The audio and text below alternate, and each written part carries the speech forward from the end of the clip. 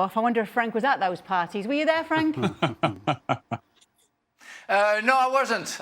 But because you know, when the game was on, I was on stage, and today, you know, I just watched on TV, and I really appreciated the party that Paris Saint-Germain put on, even if we had some stupid people last night and this afternoon creating damages in the city. We are not. I have to say that not Paris Saint-Germain fans. They're just people who wants to create trouble. So, but it was a great day for the Paris Saint-Germain, and I was very proud as a French guy to see Paris Saint-Germain winning for the second time in a row the Champions League final. So let me go around and let me stick with you, Frank, because this is the first time we're seeing all of you since the final was played. What was your takeaway, Frank, from yesterday's final, your overview of it? Well, that was maybe one of the worst final ever watched for me.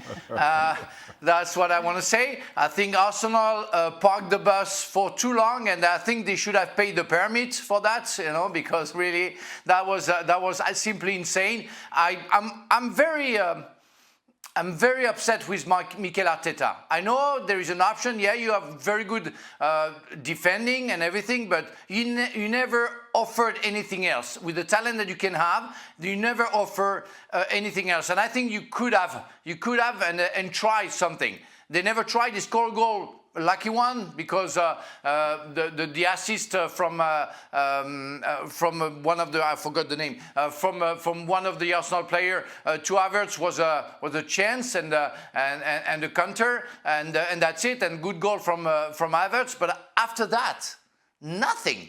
They put themselves back and they waited, and again they parked the bus. And they never tried anything, and it's why I say it was one of the worst finals, because I didn't see anything. Paris Saint-Germain maybe tried, but it was hard for them to create anything because I was very closed. But happy that the best team won, and this deserving one won. But otherwise, that's not going to stay one of the best final ever, that's for sure. So as we continue with the reaction from all you guys, just wanted to show you what João Neves said after the game. He said, "Coming here was the best choice I made in my life. I love everything here. We deserved it today because PSG was the only one who wanted to play." Is that fair, Stevie? Yeah, I think that's fair. Probably the worst thing that could have happened for the game, for the spectators, was Arsenal going ahead. Because clearly from that point on, it was just about holding on to it, which made it a little tedious to watch. Yes, you have to say that Arsenal defended well. They got challenges in when they needed to. They kept PSG at bay basically for most of the game.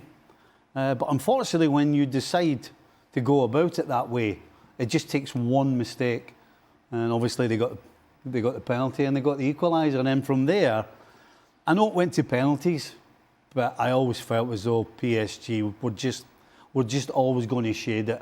Somehow they were going to shade it. Now, I thought they might get another goal, certainly in the 90 minutes or in the extra time, but the fact that they won it on penalties, they still made it, they still did it, and they deserved it.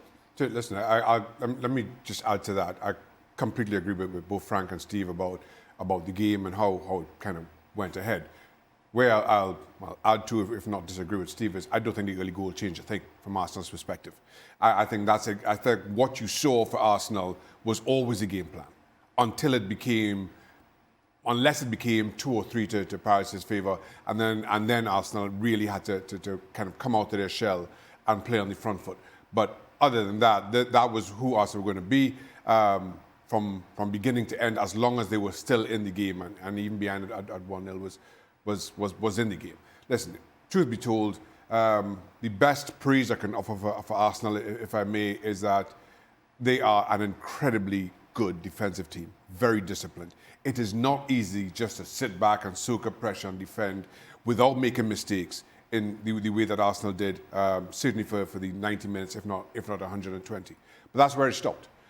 You have to go out and win football games, and your approach cannot always be, let's not lose, and let's hope to get something up the other end. And I felt that was Arsenal's approach.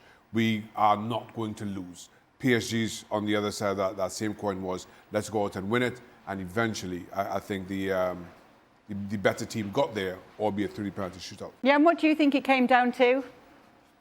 Well, I try now as I go out on the fourth here to try to be a bit devil's advocate, because Arsenal did what they had to do on one thing, because this is the first time you see PSG and all their great match winners, they have an average game individual. I think that they kept them quiet. Yes, they created some chances, some half chances there. And I think, to agree with Shaka, I think they didn't park the bus. I think they played a defensively very good game. Having said that, being the devil's advocate, I must say that when you see the numbers here and when you see the possession, I'm very surprised that Arsenal, after winning the Premier League, after lifting that trophy at Selhurst Park, they didn't go for it. I think we all former players can agree that the games that we hate is the one that we didn't go for it.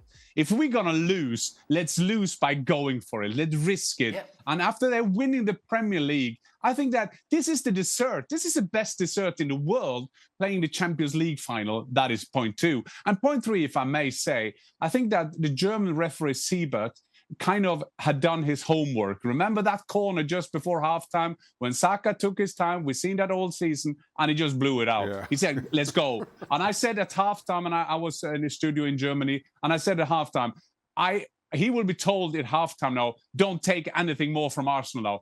First one, delay on the throw-in, give them a booking. Check, he did. New penalty, check. The penalty was okay, but still, so there were no favours from Arsenal in that term. So I think that somehow Arsenal got punished by their own strategy. And I think that the players, we saw the parade today, deservedly be very proud of winning the Premier League. That I think was the most important thing for Arsenal. But there will be a doubt by the Arsenal players. Why didn't we do more? This was our tiramisu. This was our dessert. This was our pudding. But we didn't do it. We didn't do anything. Okay. Frank, what did you want to say there? Yeah, I often say, that you don't have to play well in the final. You have to win it. But when you win it, you don't care how badly you played or how good you played. You won it. But that's when you have some regrets. It's when you don't play well and you lose, like Arsenal did yesterday. And the bitter that you can feel, you can smell, you can even taste, that's gonna last for the rest of their lives. And that's what I feel. And it's why I'm quite upset. But they didn't. Yeah, that's very very nice what Jan just said. That we saw that it took like 3 guys to get a throw in. That sometimes they put 2 football on the field. They tried to gain time on the first half. They had 69 successful passes in the first half. 69. They didn't play. That's what I'm quite upset with Mikel Arteta, because, yeah, they defended well. It's an art to defend well, but you cannot, with Arsenal, have only one option. And it's why I'm quite critical towards the Gunners, because there was something else to do. And now it's only regrets. By the end of the game, it came down to Gabriel's penalty that obviously gave PSG the win. To be able to get the picture and to be able to breathe, you always see everybody taking a deep breath. That tells you how nervous people are when they're taking a penalty kick in a Champions League final. So yeah, it comes down to being able to see the picture and not getting yourself, you're a bit like a marksman. You know how you just try and calm down and everything just slow it all down so that you can see it. That's the biggest problem you have taking a penalty in a Champions League final. And unfortunately, Gabriel couldn't see it and stuck it over the crossbar. What was that feeling like for you when you missed that penalty? Well, you don't know where to go. You don't know where to look. You don't want to look at him in the face. You want to look at the ground and keep your head down there and then start praying. Unfortunately for Gabriel, it's over. I was lucky. I was first. I missed mine first. There was still a chance that my teammates could dig me out, and they did. But for Gabriel, he doesn't want to look at him. You saw him afterwards. Everybody's coming up to him. And the strangest thing is, you don't want anybody near you.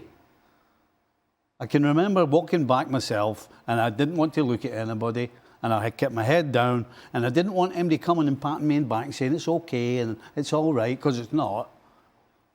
So unfortunately for Gabriel, he's probably still feeling the same way he did as when he missed it, because they lost. And it's very unfair. It's very unfair because nobody's gonna be kind of critical towards Eze. Because when Eze missed, Mendes missed just after, so okay, it cancels the missing and the miss, sorry, and that's not fair because that's true. Gabriel will be the guy who missed that, and it's why Arsenal lost. And I feel sympathy. I love what Marquinhos did. They are the pair as centre backs for the World Cup. So, but he immediately came to Gabriel. Then Martinelli came, and that was great to bring some. Some good emotions towards Gabriel, because that's a nightmare. I had a chance to score many penalties, never had a risk that high, because it's a Champions League final. But that what was your approach, Frank? Horrible. What was your approach when you were taking penalties then, even if it wasn't as big a game? I was trying to avoid looking at the goalkeeper. I didn't want to look him doing his things, and because sometimes they try to play games. And I was at the time that was like that for me. And what is his name? Johan Niskens.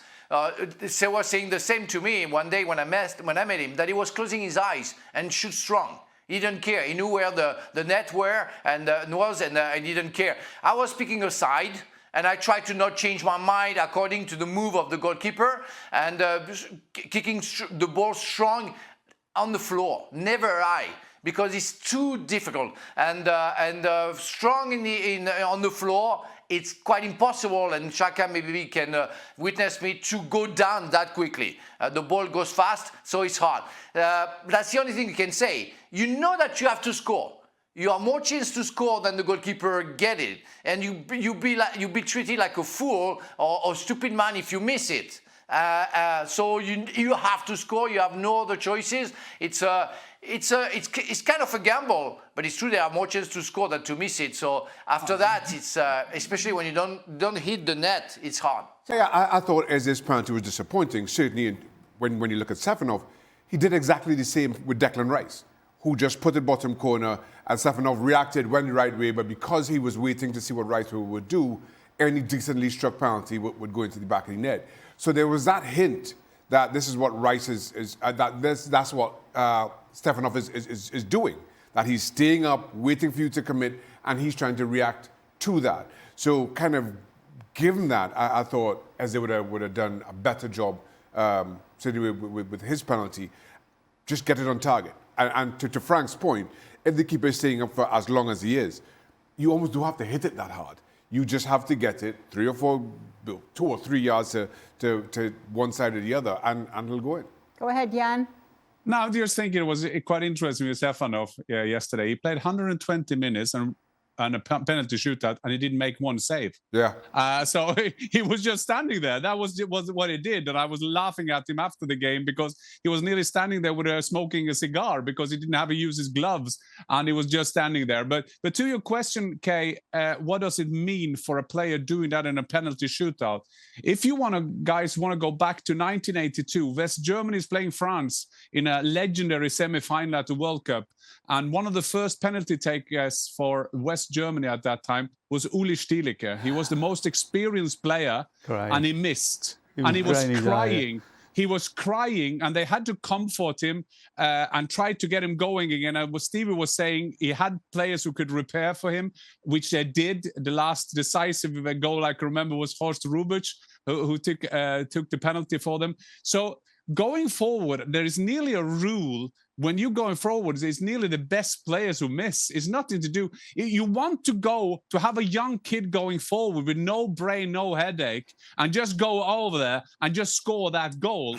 Because I think as more and more experienced you are, the more you will think of the consequences. And the key thing yesterday was as well, although Luis Enrique did the same, but it was at the end decisive for Arsenal, that all the best penalty takers were sitting on the bench. So in a normal circumstances, Gabriel will be 8th or 9th choice for Arsenal taking this penalty. You have to respect him for saying, okay, I'll take that one. But still, this was not the best penalty shooter at Arsenal. Far from it. One thing we did see, though, was Marquinhos, Frank, comfort him at the end of the game, his compatriot, before he actually goes to celebrate his win with his team. This was really nice to see.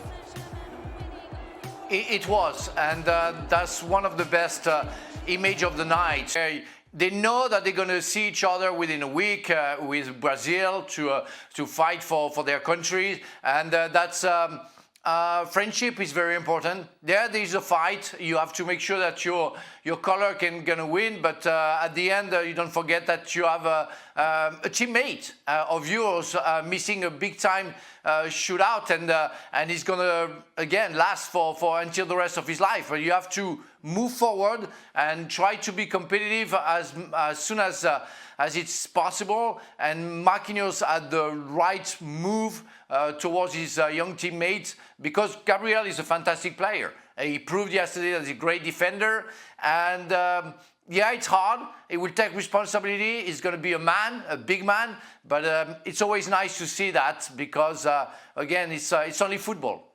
Can I just say a couple of things here? First of all, Rice went after Eze in the penalty shootout. It was Gyökeres who was before Eze, but semantics. The thing that I find amazing with this, or really interesting from my perspective, because I've never been on that side of the ball in a penalty shootout, and a lot of the guys yesterday were saying the same thing: just leave me alone. As Stevie was saying, you missed, just leave me alone. I would have thought that's the worst thing, to just be left alone, nobody talk to you after you miss a penalty. Certainly one of this magnitude. And again, I have never been in that position. I have never been that side of the ball, but I find that perspective incredible. So, I really do. So ask the other two. Is that normal? Because I understand both sides. If somebody else had missed the penalty that I did, I would have wanted to do this. I would have absolutely wanted to go and just, it's okay. But because it was me, I don't want anybody near me. I don't want anybody near me. Am I being normal? Would you two do the same? Is the question, well, that's a question we've all been asking ourselves. I think there's two different questions here. Is Stevie normal? No. Is it normal what he's saying? It's another question. Now, I think that is very individual. I mean, we know the magnitude of this miss. I mean, Gabriel will have this in his mind for the rest of his life. Mm-hmm. And we can say it's only football. Yes, it's only football. Gabriel has just won the Premier League. They had a parade today. He was celebrated by a fantastic crowd in London. But still, I think it depends, Steve. It doesn't. I think it's fantastic what Marquinhos did, because I think that is important in football, that we show the friendship we have in the dressing room. And we also know when they meet up in 1 week time, the other boys will have a go at just bullying a bit, like, that's doing joking. Yeah. Gabriel, I can tell you exactly. I can tell you exactly. Sorry, Sorry, Frank. Go, Stevie, go. I can tell you exactly. And how Gabriel gets over it, again, is an individual thing. I had a chance to score a goal in the '86 World Cup. We needed to beat Uruguay to qualify for the second stages, and I missed the chance, or the goalie saved it. And every single time I go back to Scotland, I get reminded of that. And people say, "Oh, you must lie awake at night thinking about it." Well, the truth is, I don't. And I don't mind it, because you have to understand that in football, at the professional level, at that elite level, there are going to be times when things don't go your way. And you have to be able to accept the bad and the good. And if Gabriel can accept the good and the bad, then he'll be fine with this. Everybody will remind him that he missed a penalty in the Champions League final, like I get reminded, but I'm okay with it. And I'm okay with it, because the boys dug me out, but the chance I missed for Scotland, I'm okay with it, because I understand that sometimes you get it with you and sometimes it goes against you. And once you get over that, it doesn't matter if people bring it up. Right. But that's because you're a winner, Stevie. But that's because you're a serial winner. Like what you're talking now is like a winning mentality. You are used to winning. You know that that you do that all the time. That builds off your confidence. You know that when you risk things, that is maybe sometimes a consequence. I think it's harder for players who don't win a lot of titles that you did Stevie, because as you talk now, and I say this as a compliment to you, this is how a serial winner talking, and I think that is the small margins between the winners and, I'm not saying losers, but those who don't win a lot. Frank? Yeah, just one thing. Even if I agree with Stevie, you know, after a while, you know, you're okay with that. You know, if you're a competitor, you're okay. But I'm pretty sure, and I can bet on that. Last night, Gabriel didn't sleep at all. He was thinking about it. He came back like, you know, when you make a mistake in your life, you say, why did I do that? Why did I drove and hit the other car? Why didn't do? It's like that.